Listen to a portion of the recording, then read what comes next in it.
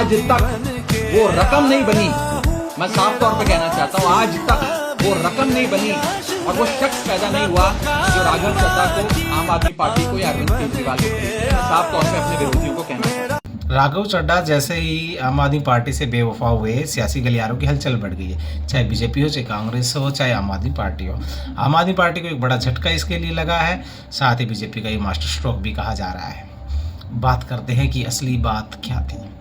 आज से 3 साल पहले जब आम आदमी पार्टी के सभी नेताओं को शराब नीति घोटाले के अंदर उठाया गया, सबका नाम दिया गया, तो राघव चड्ढा ने डील की। राघव चड्ढा को शराब नीति घोटाले में नहीं घसीटा जाएगा, इनको वहाँ से निकाला जाएगा, लेकिन बदले में कुछ इनको देना होगा। और दिया क्या इन्होंने? अपनी ईमानदारी, अपना ईमान। कैसे? हम ये क्यों बात कर रहे हैं तो जानते हैं। 3 साल पहले जब होम मिनिस्टर से ये डील तय हुई कि आपको दिल्ली के अंदर वही करना है जैसा कि महाराष्ट्र में शिवसेना के साथ में हुआ, यानी चुनाव से एकदम पहले पार्टी के बहुत सारे विधायक मिलकर पार्टी को तोड़ दे, अलग से पार्टी बना ले या दूसरी पार्टी में शामिल हो जाए, जिससे कि पार्टी चुनाव नहीं जीत पाएगी। लेकिन ये जो डील चल रही थी, इस डील की भनक आम आदमी पार्टी के सीनियर लीडर्स को मिल गई। साथ ही हुआ ये भी कि चुनाव से कुछ समय पहले ही कुछ नेताओं को बेल मिली, कुछ को रैलियां करने के लिए, चुनाव के लिए छूट दी गई, कोर्ट से वो बाहर आए,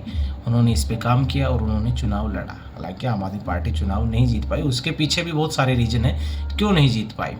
क्योंकि जब जो परसेंटेज का मार्जिन है वो देखते, वो सिर्फ 1-2% का मार्जिन है, लेकिन बहुत सारी सीटें आम आदमी पार्टी ने गंवा दी। आम आदमी पार्टी का मानना है कि ये उन इलाकों में वोट काटे गए, बहुत सारे रीजन हैं। अब राघव चड्ढा पिछले 3 साल से देखा जा रहा है कि वो बीजेपी के खिलाफ प्रखर होके, एकजुट होकर विपक्ष के साथ नहीं बोल रहे हैं।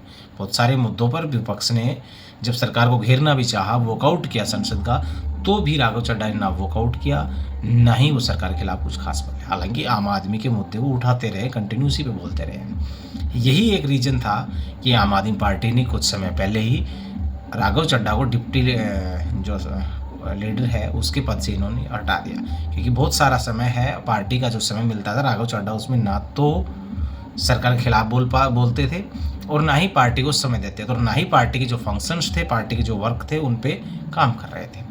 हालांकि राघव चड्ढा ने अपनी राजनीति को बहुत पहले ही ये देख लिया था कि उनको आगे की राजनीति किस पार्टी के साथ कहाँ करनी है, और यही वजह है पिछले 2-3 महीने से राघव चड्ढा आम आदमी पार्टी के खिलाफ बोलते आए और बीजेपी की तरफ झुकते नजर आए, कॉम्प्रोमाइज़ नज़र आए, और एल्गोरिदम के जरिए हर शॉर्ट फीड में या किसी न किसी बहाने से वो लोगों के मोबाइल्स में, लोगों के सामने एक फेस वैल्यू बढ़ाने में काफ़ी टाइम से लगे हुए थे। अभी उन्होंने घोषणा भी की अपने कुछ साथियों के साथ वो आम आदमी पार्टी छोड़कर बीजेपी में ज्वाइन हो रहे हैं।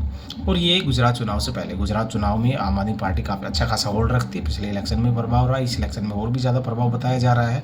अच्छी खासी रैलियां कर रही है, बहुत उस पर मेहनत कर रही है, लेकिन उससे जस्ट पहले कुछ बड़े नेताओं का टूट कर किसी दूसरी पार्टी में जाना पार्टी का बिखरना कहा जाता है, और पार्टी को इसका बड़ा नुकसान भी हो सकता है। अब हालांकि बीजेपी का ये मास्टर स्ट्रोक कहा जा रहा है, जो अपोनेंट पार्टी है, जो उसको परेशान कर रही है, उसी के कुछ नेता अगर बीजेपी को ज्वाइन करते हैं तो वो कहीं ना कहीं बीजेपी के लिए बेनिफिशियल भी है। लेकिन लोग समझ रहे हैं, अब राघव चड्ढा बार बार आम आदमी पार्टी पर आरोप लगा रहे हैं कि वो उनको बोलने नहीं दे रही थी, आम आदमी पार्टी कॉम्प्रोमाइज पार्टी हो चुकी है, आम आदमी पार्टी अपने रास्ते से भटक चुकी है। वही आम आदमी पार्टी के लोग कह रहे हैं कि अगर ऐसा है तो राघव चड्ढा खुद कॉम्प्रोमाइज है, खुद ईडी और सीबीआई के डर से खुद अपनी राजनीति चमकाने के लिए बीजेपी में ज्वाइन कर रहे हैं बीजेपी। और ये जो नेता जो ज्वाइन कर रहे हैं बीजेपी, इनके घर ऑलरेडी पहले कुछ सीबीआई और ईडी की रेड हो चुकी है, इस वजह से ये आम आदमी पार्टी को छोड़ के इसमें ज्वाइन कर रहे हैं बीजेपी को, डरे हुए हैं।